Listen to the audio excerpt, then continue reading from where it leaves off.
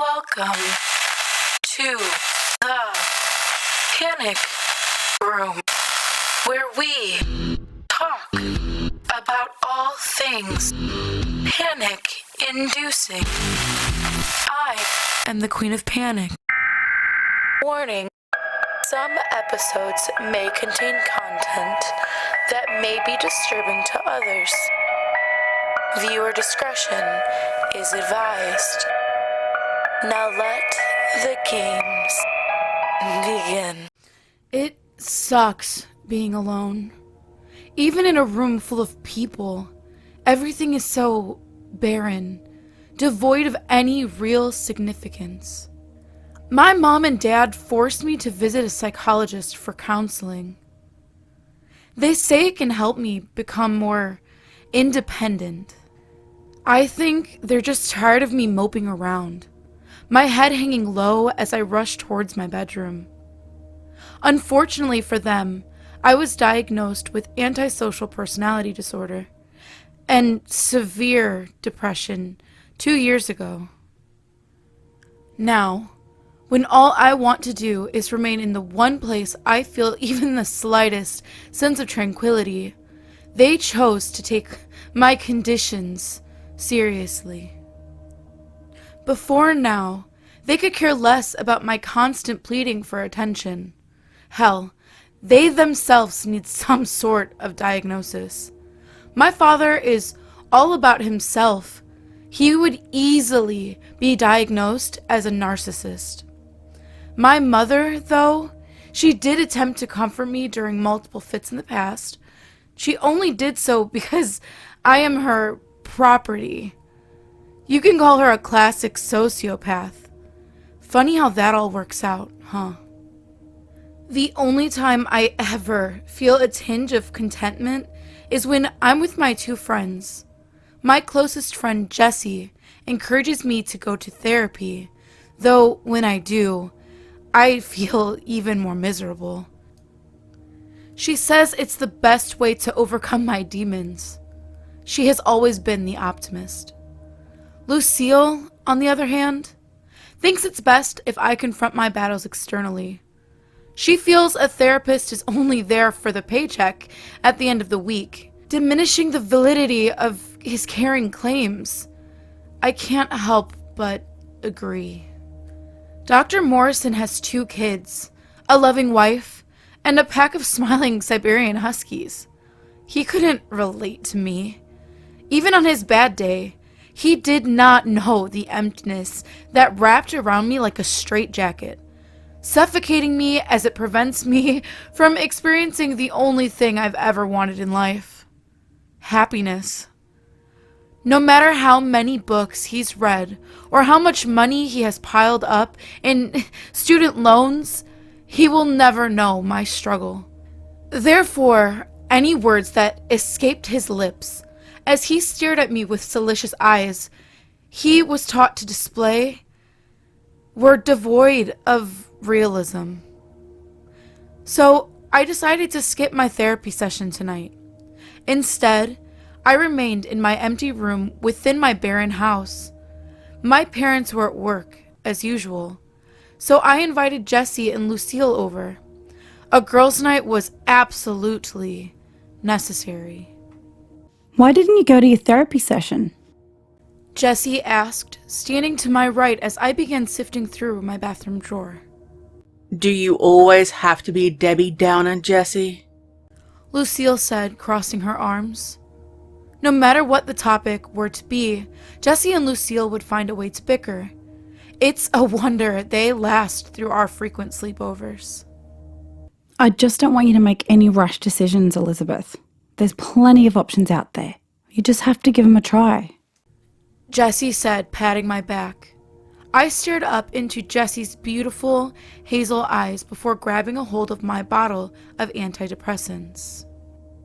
If you ask me, they are all flukes, Lucille said, following me out of the bathroom. I crawled into my bed, watching as each took their places at my side. Don't listen to her. She's always been rash. Jessie said, glancing at Lucille, who glared back at her. I twisted off the cap of my prescription and grabbed for the prepped water on the nightstand. I'm so tired, I said, allowing a few tablets to roll out onto the palm of my hand. We are all tired at some point, Elizabeth, but we learn to power through the hard times. Jessie said powerfully. I glanced in her direction, smiling weakly. Sometimes life is too much, Elizabeth. Who wants to walk around in their own personal hell? No one. Lucille said, gripping my shoulder. Her grip was strong, much stronger than it had previously been. Your journey will only make you stronger. Though you don't reap its benefits now, that doesn't mean you won't in the future. You can be like Dr. Morrison. You can have your own family and have a good life. Don't you want that? Jessie said, caressing my right shoulder. I nodded, imagining a life of sheer bliss as I stared off into the distance. Lucille grabbed my chin, pulling my face towards hers. I gazed into her dark irises as she burned into mine. You'll never be like Dr. Morrison. Let's face it. You may both come from wealth, but he was afforded other luxuries outside of tangible things. He was loved. His parents loved him. Your mum and dad, they could care less about you. Remember the look on their faces as they drag you to that psychologist of yours? Of course you do. They were relieved, Elizabeth. They were happy someone else could handle the burden you are to them. Lucille said, her once calm expression becoming a scowl. Tears streamed down each side of my face as I recollected on that day. My parents seemed so happy, flaunting a well-groomed smile as they shook hands with the man appointed as my mental babysitter. Lucille was right. They were relieved that they didn't have to do it themselves. The devil's objective is to convince you that you are weak, Elizabeth. You aren't weak. You are strong. And you can make it through this with my help. Just believe in me. Jessie said, brushing her soft hand against my cheek. I wanted so badly to abide by what was right. I wanted so badly to imagine a life far from the pain and the loneliness I felt consistently. But I couldn't. Those visions of a life of serenity were too far from reach, dangling before my eyes as a piece of cheese before a starving rat. I couldn't allow myself to be coaxed out of the only peace I would ever receive in my life. So I lifted my hand towards my mouth, staring down at the countless pills atop the palm of my hand as I did so. Please, don't do this. Jessie said, watching helplessly. Release yourself. Lucille said, overcasting Jessie's sweet words. The pills fell into my mouth and began to dissolve on the tip of my tongue. Though the bitter taste was repulsive, in a way it provided comfort. Naturally, I pressed the glass of water to my lips and allowed it to wash down the pills. Once I knew the deed was done and the decision locked in, I fell back in my bed and watched as darkness clustered around me. It was a mist of blackness, a smoky fog of sorts. As it intensified, wrapping around my body as I laid still, I glanced to my right at Jessie. A dim light radiated off of her as she slowly drifted away from me.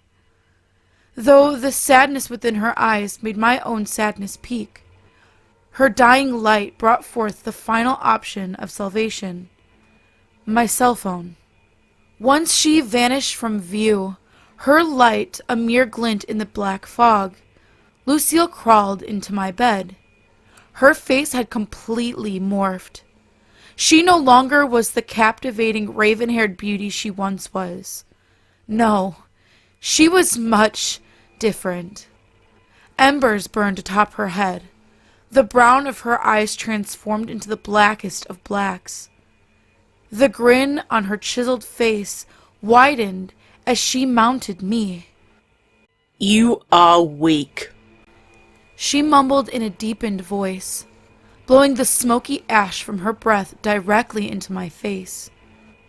Slowly, as my vision began to blur, shadowy figures swarmed within my room, laughing in the most bone-chilling fashion. You're coming home, where you belong. Lucille said as her face inched towards mine. As my legs numbed and my heart began to pound violently from my chest, I watched on as the shadowy figures gathered around my body, creating walls around me. With the remainder of my strength, I reached for my phone, clutching it within my hands.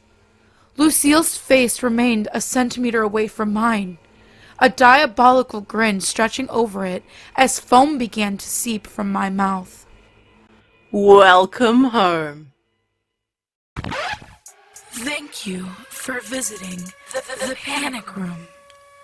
You have successfully made it to the next portion of your tour. Please stay tuned for your next prompt. Click the like button and subscribe to receive notifications for when the next portion of your tour is ready to join. Thank you for watching. Don't let the panic drown you.